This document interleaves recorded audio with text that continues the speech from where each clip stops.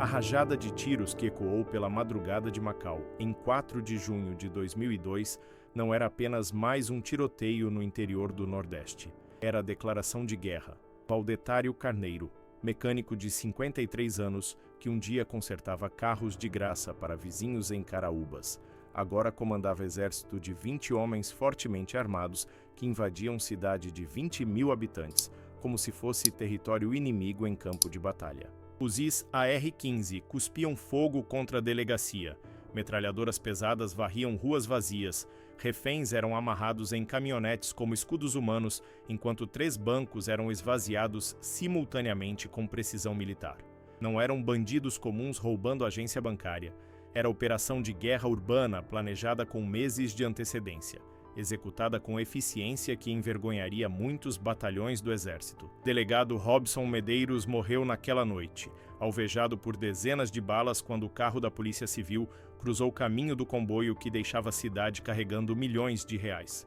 Sua morte selou o destino de Valdetário, transformando o mecânico injustiçado em inimigo público número 1 do Nordeste.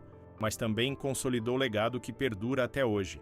Valdetário Carneiro inventara o novo cangaço, modalidade criminal que copiaria Lampião, substituindo cavalos por caminhonetes e rifles antigos por armamento de guerra, aterrorizando o interior brasileiro com assaltos que pareciam roteiros de filmes de Hollywood. Esta é a história completa do homem que foi honesto durante 40 anos antes de virar maior bandido do Rio Grande do Norte.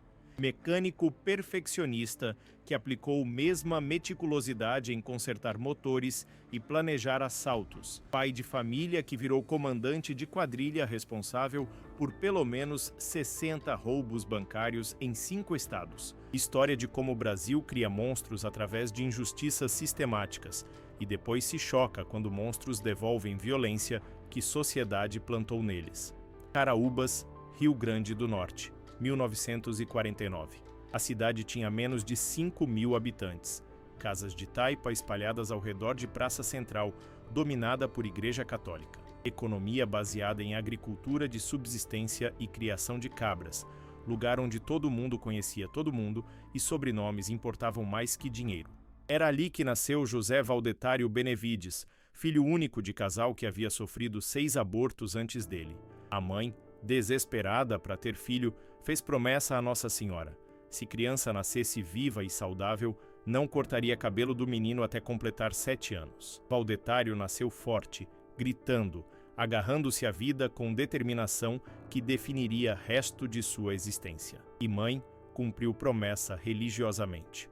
O menino ia para a escola primária com cabelo comprido até ombros, sofrendo zombarias de colegas, mas carregando marca de fé materna que o protegera desde nascimento. O pai morreu quando Valdetário era pequeno demais para lembrar dele claramente, deixando apenas memórias fragmentadas de homem alto que o carregava nos ombros. A figura paterna foi preenchida por tio Antonino Benevides Carneiro, político poderoso de Caraúbas, cuja influência era tão grande que Câmara Municipal até hoje leva seu nome. Antonino era homem do sertão no sentido mais completo, duro, honrado segundo o código próprio, leal a aliados e implacável com inimigos. Ensinou Valdetário lições que menino levaria para o resto da vida. Palavra empenhada vale mais que contrato assinado. Injustiça deve ser respondida com força, e homem que não defende honra não é homem. Mas foi outra lição, não intencional, que marcaria profundamente Valdetário. Em 1967, quando o menino tinha 18 anos, testemunhou tio Antonino ser assassinado pelo melhor amigo, delegado Antônio Pires. Os dois eram inseparáveis, pescavam juntos, bebiam juntos, resolviam problemas da cidade juntos, até que filho de Antonino, primo de Valdetário, entrou com bois em açude que abastecia Caraúbas, sujando água que população toda bebia. Delegado Pires pediu que rapaz saísse, foi ignorado, prendeu o garoto e deu surra nele para ensinar respeito. Antonino se sentiu traído, esperava que amigo o avisasse primeiro, que ele próprio disciplinaria filho. Confrontou o delegado publicamente.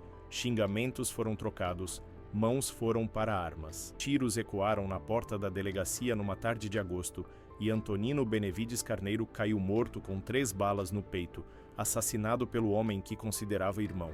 Valdetário viu tudo. Viu tio que amava como pai desabar no chão empoeirado, sangue escorrendo entre paralelepípedos, olhos vidrados fixando o céu sem entender traição. E aprendeu lição que nunca esqueceria.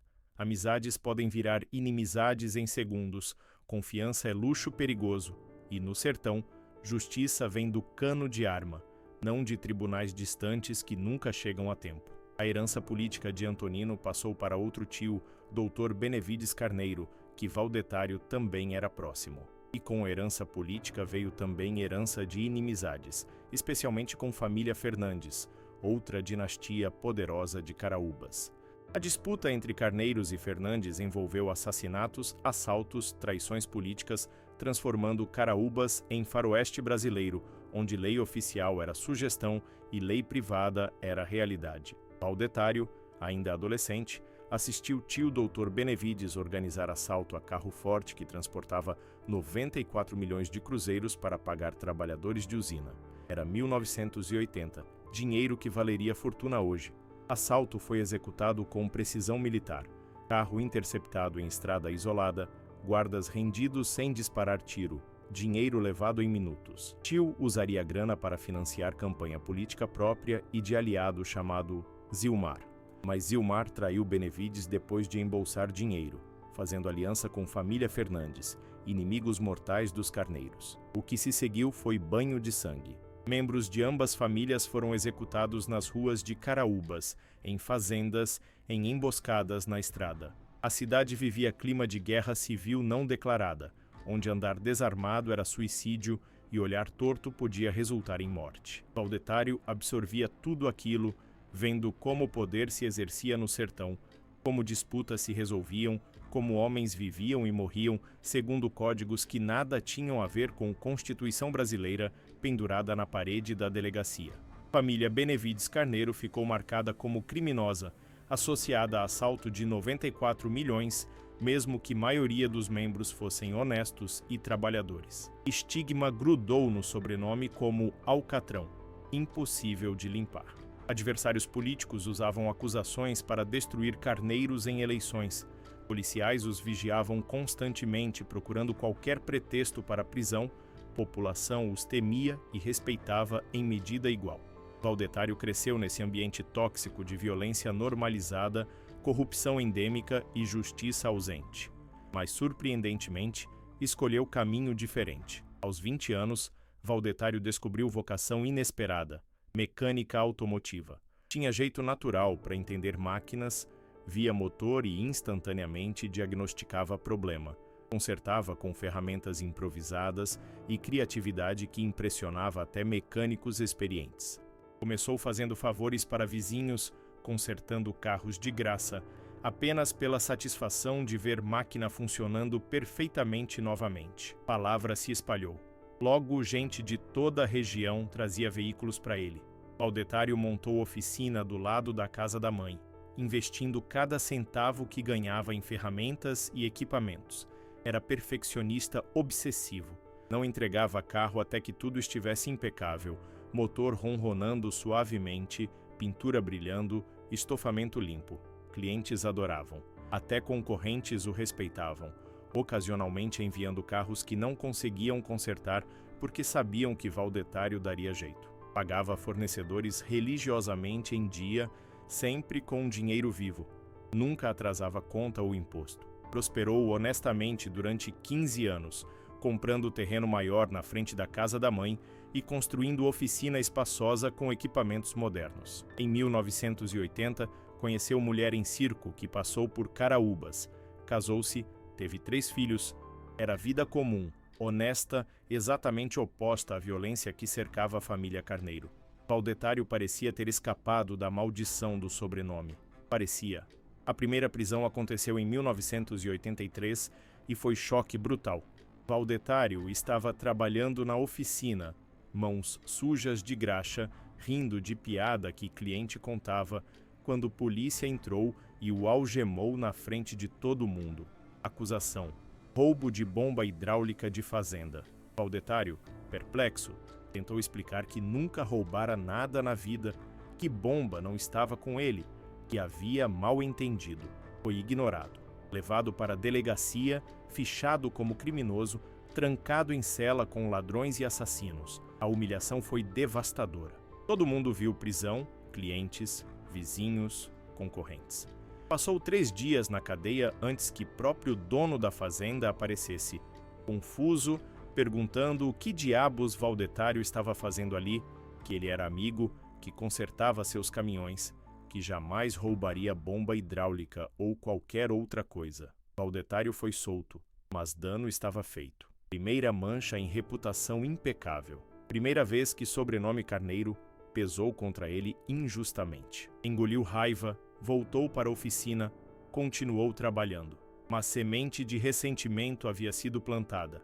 Em 1984, casou-se novamente, desta vez com mulher da família Fernandes, inimigos mortais dos Carneiros. Para evitar problemas, não deu sobrenome Fernandes aos filhos, mudou-se temporariamente de Caraúbas, tentou ficar longe de tretas políticas que ainda ferviam, mas ser carneiro em Caraúbas era carregar alvo invisível nas costas, e em 1991, alvo foi acertado novamente. Segunda prisão foi ainda mais injusta que primeira. Valdetário dormia tranquilamente em casa quando polícia invadiu ao amanhecer, arrastou-o para a rua de pijama, algemou-o na frente de esposa e filhos apavorados. Acusação: roubo de caminhonete Ford Pampa. Junto com ele prenderam 2 primos, Agnaldo Benevides Carneiro, o Galego, e João Carneiro, o Branquinho. Os 3 foram arrastados pela cidade até delegacia, população xingando, chamando de ladrões, vergonha da família, bandidos. Valdetário, humilhado publicamente, gritava que era inocente, que nunca roubara Pampa, que trabalhava honestamente. Ninguém acreditou. Na delegacia, descobriu que Pampa havia sido encontrada no Ceará com um homem que confessou tê-la roubado sozinho, que não conhecia nenhum carneiro, que agira por conta própria. Não importou. Dono da Pampa, fazendeiro chamado Geraldo Francisco dos Santos, jurou que carneiros eram responsáveis, que tinham reputação de ladrões, que mereciam cadeia. Valdetário foi julgado, condenado, sentenciado a anos de prisão por crime que não cometera, provado por confissão de verdadeiro ladrão que inocentava completamente os carneiros. 20 anos depois, em 2011, Justiça finalmente reconheceria erro, inocentaria Valdetário e primos formalmente. Mas em 1991, foi trancado em penitenciária como criminoso. A prisão destruiu vida que Valdetário havia construído. Esposa teve que vender oficina para pagar advogados caros que não conseguiram impedir condenação. Mãe vendeu casa e terreno, ficando sem nada, morando de favor com parentes. Filhos cresceram com o estigma de terem pai preso, sofrendo bullying na escola, sendo excluídos por famílias que não queriam que filhos se associassem com descendentes de criminoso. E Valdetário, dentro da cadeia, fervia de raiva impotente. Não era raiva de criminoso pego em flagrante. Era fúria de homem honesto destruído por sistema corrupto e preconceituoso. Durante anos na prisão, Valdetário manteve comportamento exemplar.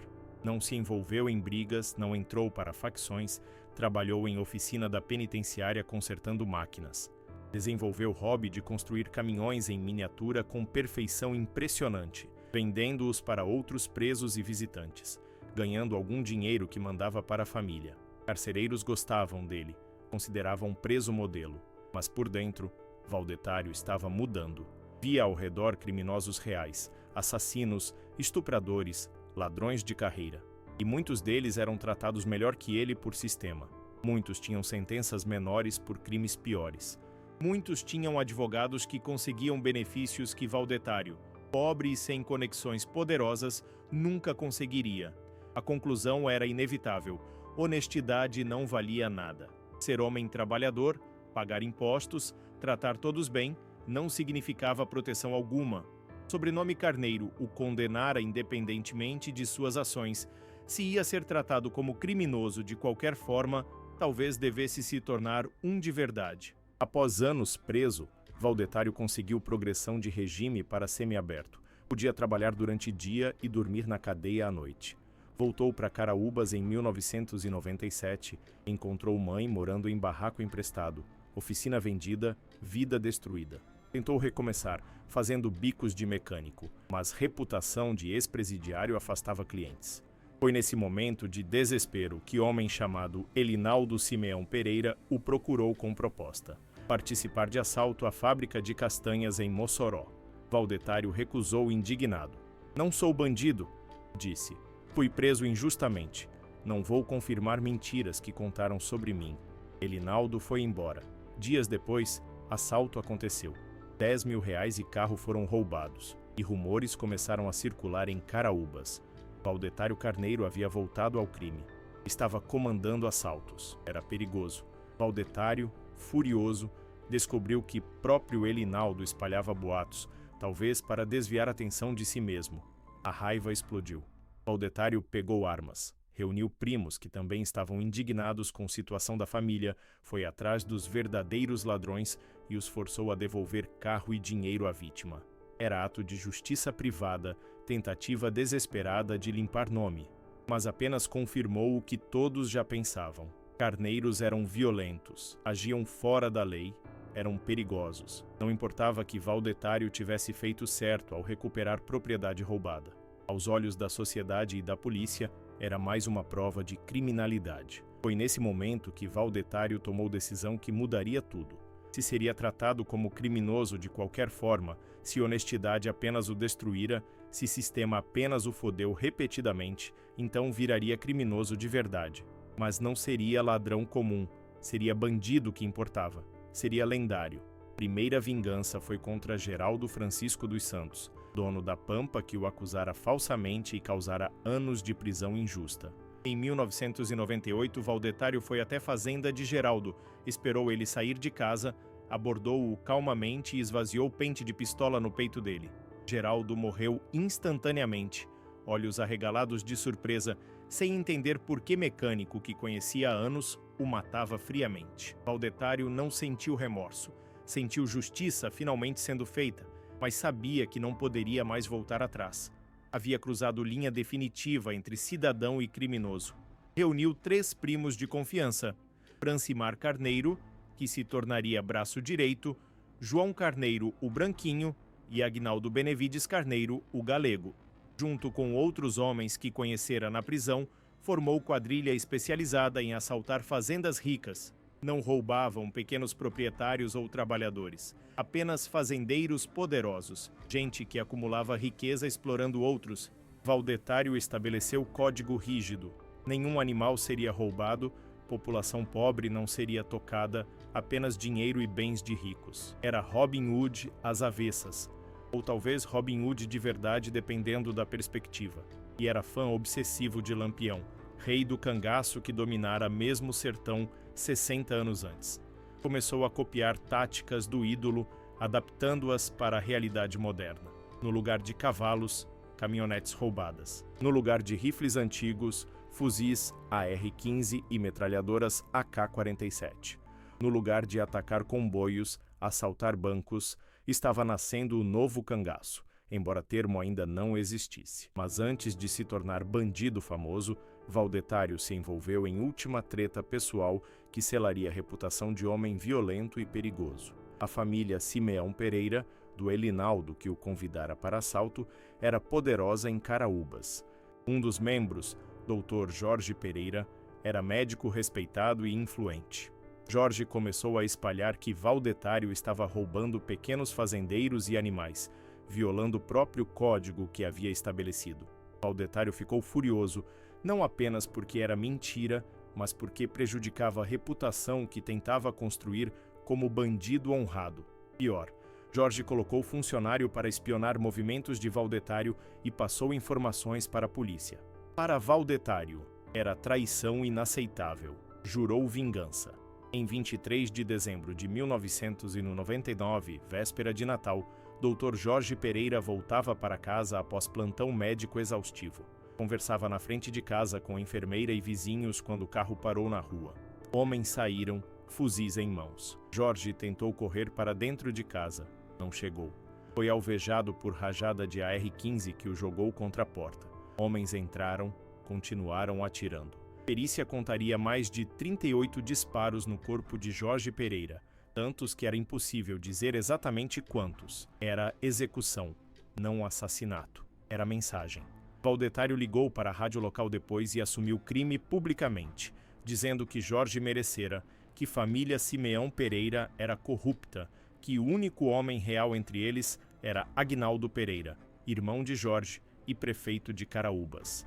Era provocação deliberada a autoridades.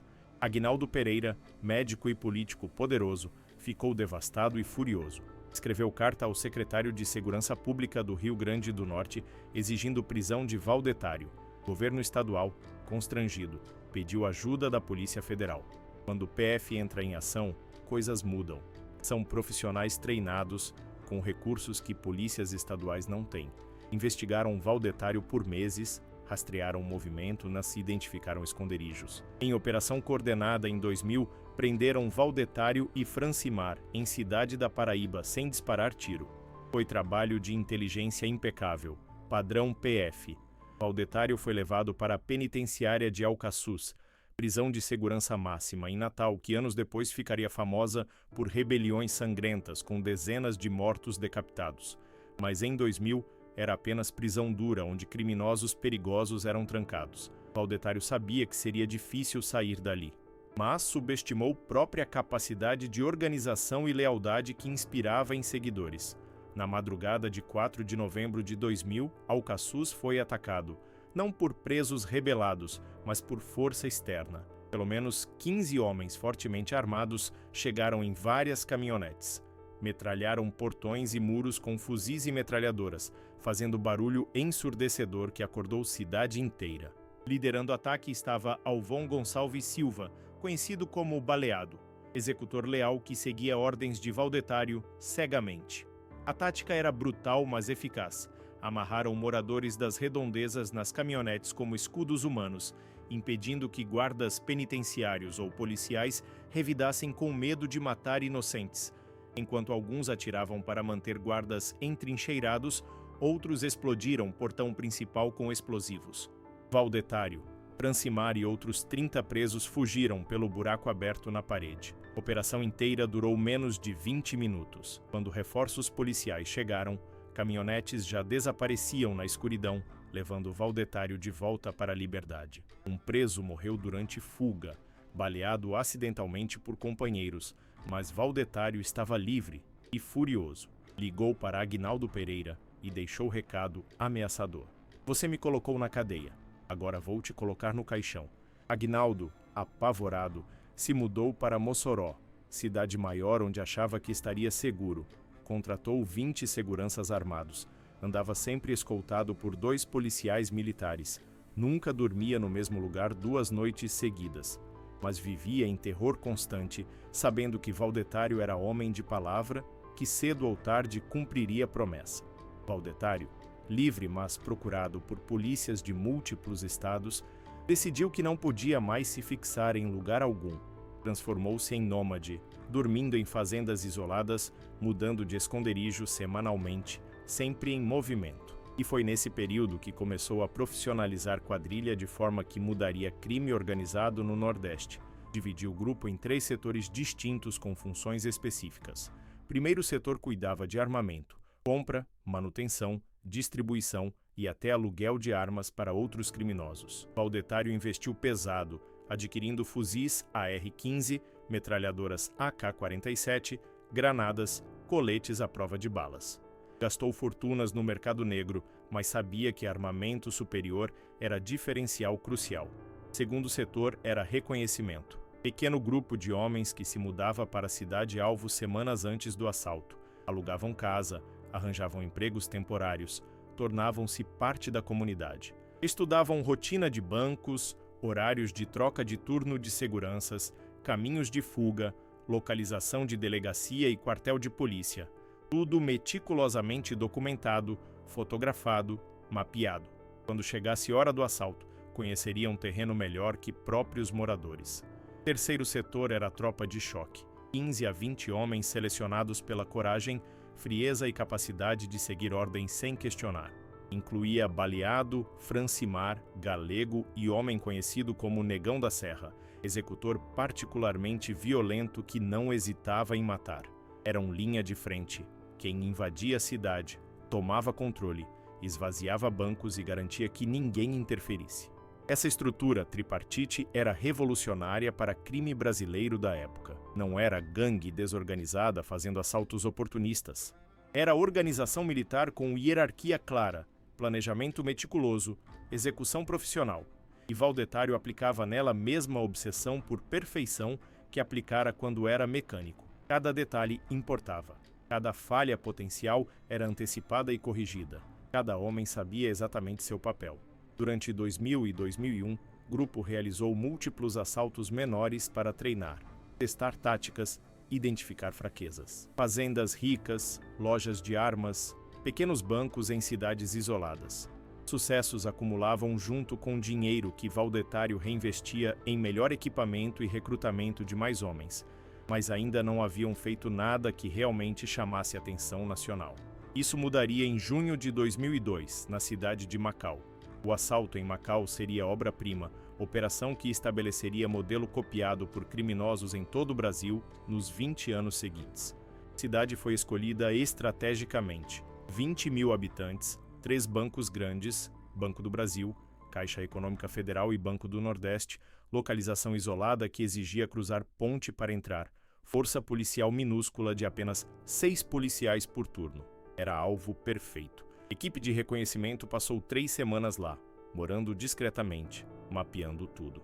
Descobriram que moradores dormiam com portas e janelas abertas, confiantes na paz de cidade pequena, onde nunca acontecia nada. Que delegado tinha horários previsíveis, que guardas bancários eram mal treinados e mal pagos, e população inteira poderia ser intimidada facilmente por demonstração de força superior. Na madrugada de 4 de junho de 2002, comboio de 6 caminhonetes atravessou o ponte que levava a Macau. Eram 2h30 da manhã. Cidade dormia profundamente. Primeira caminhonete foi direto para a delegacia e abriu fogo, metralhando fachada, destruindo janelas, forçando policiais que estavam dentro a se entrincheirarem sem possibilidade de revidar ou pedir reforços. Segunda e terceira caminhonetes circularam ruas disparando tiros para o ar, acordando população com terror calculado, estabelecendo dominação psicológica. Quarta, quinta e sexta estacionaram em frente aos 3 bancos. Homens desceram, explodiram portas com cargas controladas de dinamite, invadiram simultaneamente. Alguns moradores acordaram e tentaram sair para ver o que acontecia. Foram recebidos com ordem gritada: voltem para dentro e tranquem portas. Quem sair morre. Ninguém desobedeceu. Dentro dos bancos, cofres foram esvaziados metodicamente. Valdetário não participava diretamente. Comandava de ponto estratégico através de rádios, coordenando 3 equipes ao mesmo tempo como general dirigindo batalha. Em 40 minutos, 3 bancos foram completamente limpos. Estimativas variavam, mas pelo menos R$2 milhões foram levados. A operação estava correndo perfeitamente, sem baixas, sem resistência significativa. E então o delegado Robson Medeiros, que havia conseguido sair da delegacia metralhada por Porta dos Fundos, reuniu coragem e tentou interceptar bandidos. Carro da Polícia Civil com Robson Medeiros, outro delegado e 2 policiais militares, entrou na rua principal de Macau enquanto o comboio de Valdetário se preparava para sair. Policiais não tinham noção real de com o que estavam lidando. Pensavam ser assalto comum com poucos bandidos mal armados. Viram primeira caminhonete e tentaram bloqueá-la. Francimar, que dirigia, acelerou tentando desviar. Polícia disparou. Caminhonete respondeu com rajada de AR-15 que crivou o carro policial. Robson Medeiros foi atingido na cabeça e no peito. Morreu instantaneamente. Outro delegado levou tiro no braço. Os 2 PMs foram feridos gravemente. Carro policial rodou fora de controle, batendo em poste. Comboio de Valdetário passou por cima de destroços e desapareceu na escuridão, cruzando ponte e sumindo no sertão. Deixaram atrás cidade traumatizada, 3 bancos vazios, delegacia destruída e delegado morto. Macau acordaria naquela manhã para pesadelo. A morte de Robson Medeiros mudou tudo. Até então, assaltos de Valdetário eram um problema regional, perseguido por polícias estaduais, mas sem urgência real do governo federal. Assassinato de delegado em operação tão ousada forçou resposta. Secretário de Segurança do Rio Grande do Norte foi pressionado. Governador foi pressionado. Mídia nacional cobriu o caso extensivamente. Manchetes gritavam sobre bandidos que tomaram cidade inteira, que operavam como exército, que mataram delegado. E Macau virou modelo. Nos meses seguintes, criminosos em Pernambuco, Ceará, Piauí começaram a copiar táticas de Valdetário. Invadir cidades pequenas com força superior, múltiplas caminhonetes, armas pesadas, intimidação total da população, assalto simultâneo a múltiplos bancos. Jornalistas cunharam termo, novo cangaço. Como Lampião, décadas antes, Valdetário comandava bando que aterrorizava sertão, desafiava autoridades e vivia fora da lei. Diferença era que Lampião levou 20 anos sendo caçado. Valdetário seria pego em menos de 2. Após Macau, Polícia Civil do Rio Grande do Norte declarou guerra pessoal a Valdetário. Não era mais apenas trabalho, era questão de honra. Delegado morto era colega, amigo, irmão de farda. Vingança seria implacável. Operações de inteligência se intensificaram. Informantes foram pressionados. Familiares de Valdetário foram vigiados 24 horas por dia. Cada movimento suspeito era investigado. Mas Valdetário era escorregadio. Mudava de esconderijo constantemente. Nunca usava telefone 2 vezes, comunicava-se através de mensageiros que não sabiam localização real dele. Entre 2002 e 2003, realizou pelo menos mais 15 assaltos bancários em 5 estados diferentes. Pernambuco, Paraíba, Ceará, Piauí, sempre usando o mesmo modelo estabelecido em Macau. Cada assalto rendia milhões, dinheiro que Valdetário dividia entre membros da quadrilha, mas também usava para ajudar familiares e moradores pobres de regiões onde se escondiam. Era Robin Hood de verdade para alguns, distribuindo riqueza roubada de bancos que exploravam sertanejos com juros abusivos.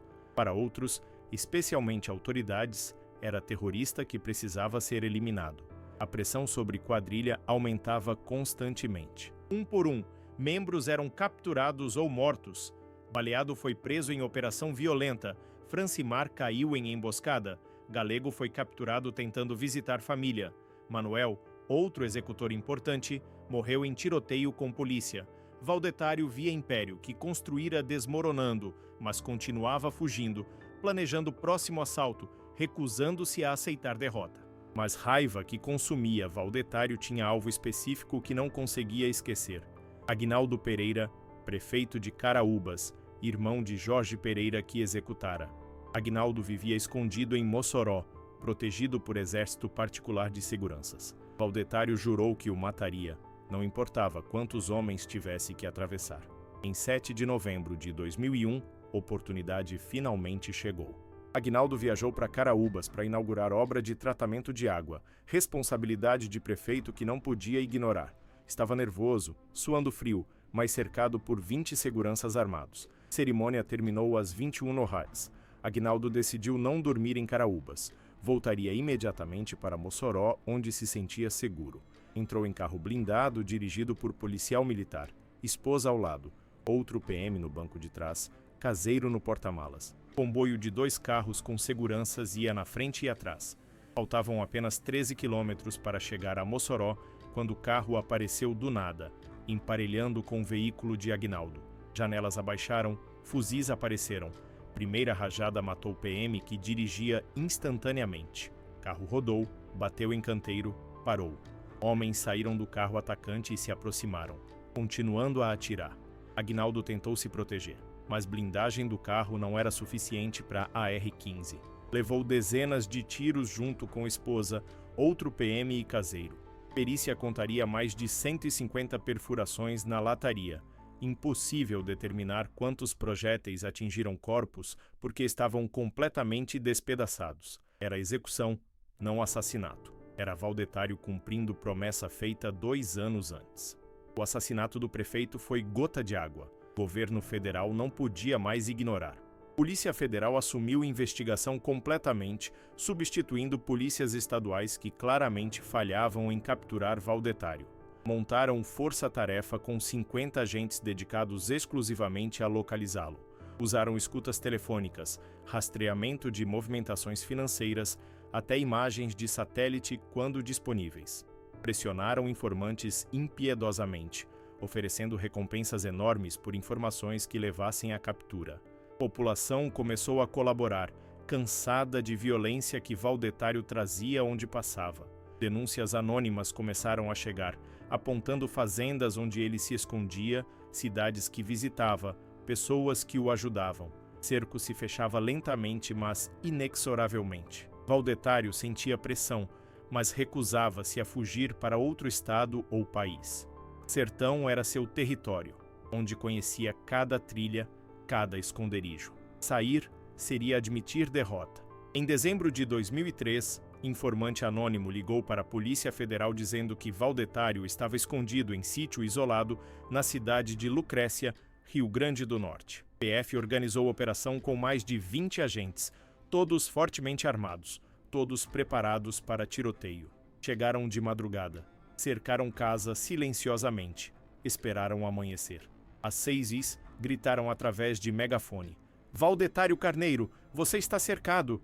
Saia com mãos na cabeça!" Dentro da casa estavam Valdetário, uma mulher e uma criança. Tenso silêncio seguiu por minutos eternos. Então porta abriu lentamente. Valdetário apareceu. Segundo o relatório oficial da polícia, saiu armado, fuzil nas mãos, gritando que jamais se renderia. Agentes abriram fogo. Mais de 40 tiros atingiram Valdetário em segundos.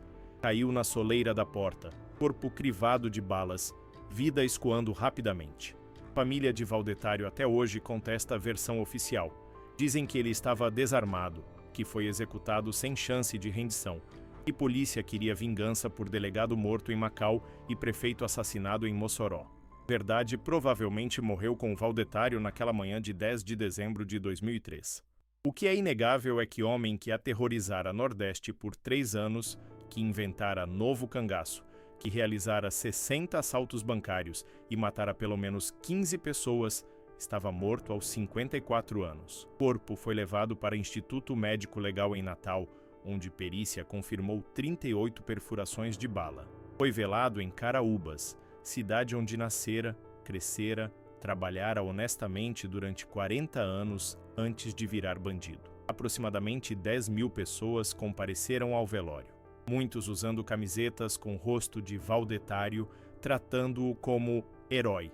Outros foram apenas por curiosidade mórbida, querendo ver se era realmente ele no caixão. A polícia estava presente com um efetivo grande, temendo que simpatizantes tentassem alguma retaliação, mas velório transcorreu pacificamente. Valdetário foi enterrado ao lado da mãe, que morrera anos antes sem ver filho retornar à honestidade, carregando dor de tê-lo visto destruído por injustiças que não conseguira impedir.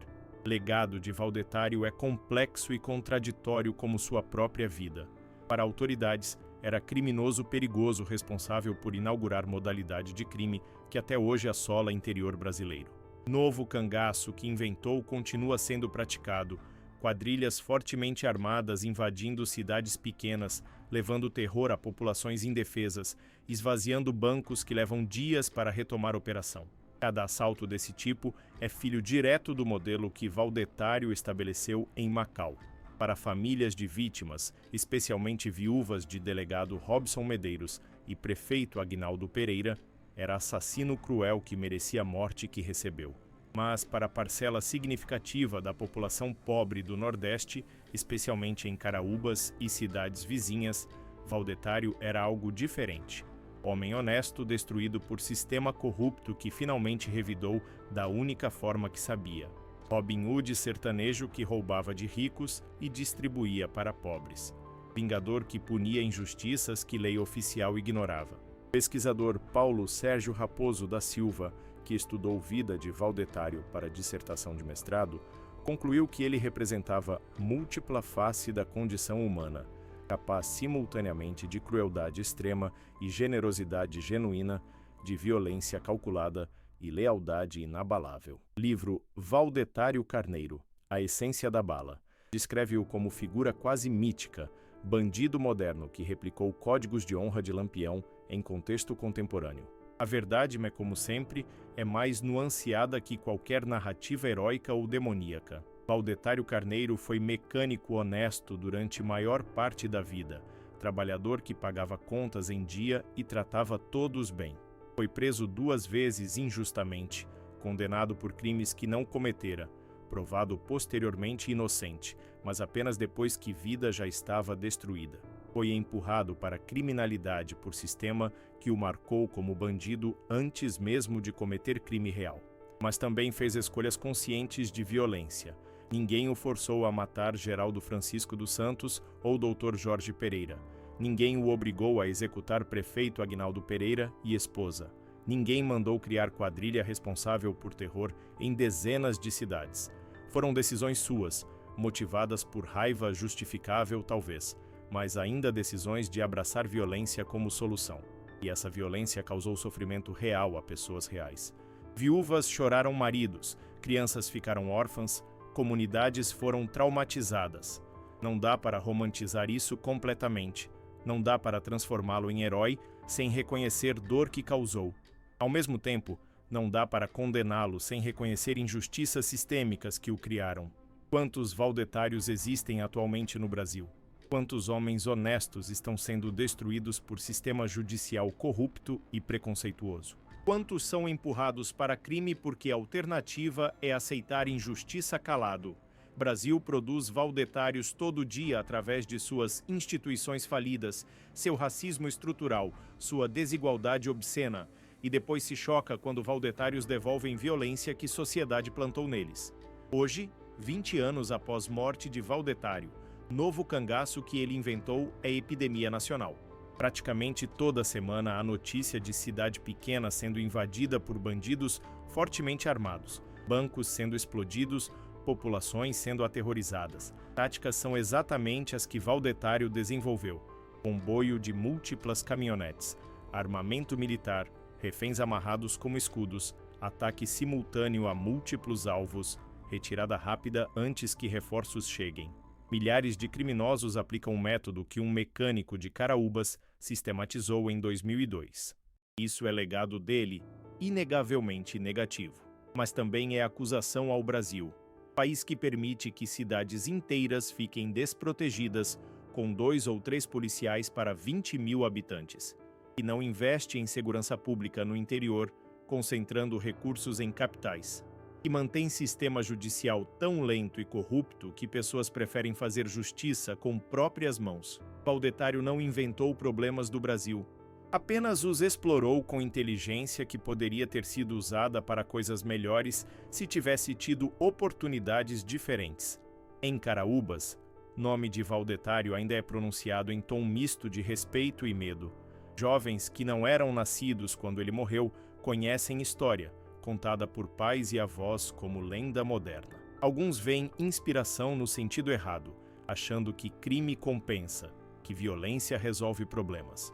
Outros veem advertência sobre o que acontece quando se deixa raiva controlar ações, quando se responde injustiça com mais injustiça em vez de trabalhar para mudar sistema. Oficina mecânica que Valdetário construiu não existe mais. Terreno foi vendido e hoje tem posto de gasolina. Mas velhos da cidade ainda lembram quando o mecânico perfeccionista consertava carros de graça para vizinhos, quando o homem honesto lutava para sustentar família trabalhando 12 horas por dia. Lembram transformação trágica, homem bom virado bandido terrível, e se perguntam o que poderia ter sido diferente, que intervenção poderia ter salvado Valdetário de destino que parece em retrospecto terrivelmente inevitável. A história de Valdetário Carneiro é, no final, história profundamente brasileira. História de desigualdade, de injustiça normalizada, de violência como linguagem quando outras linguagens falham. História de homem que tinha potencial para ser excepcional no bem, mas foi forçado pela circunstância e próprias escolhas a ser excepcional no mal. História que não tem final feliz, não tem redenção limpa, não tem lição moral simples. Apenas tem fatos brutais. Mecânico virou bandido, bandido criou modalidade criminal que perdura décadas depois, bandido morreu crivado de balas aos 54 anos, deixando legado de terror e fascínio. E enquanto o Brasil continuar produzindo condições que transformam honestos em criminosos, que empurram desesperados para a violência, que oferecem injustiça como única certeza para pobres, haverá mais valdetários. Seus nomes mudarão, suas histórias terão detalhes diferentes, mas a essência permanecerá. Pessoas sendo destruídas por sistema que deveria protegê-las, e depois punidas quando reagem à destruição da única forma que conhecem. Valdetário Carneiro morreu em 2003, mas Brasil que o criou continua vivo, produzindo novas tragédias, novos criminosos, novas vítimas, e até que esse Brasil mude fundamentalmente, história de Valdetário será apenas uma entre milhares, repetida infinitamente com pequenas variações, mas sempre com o mesmo final sangrento e desesperador.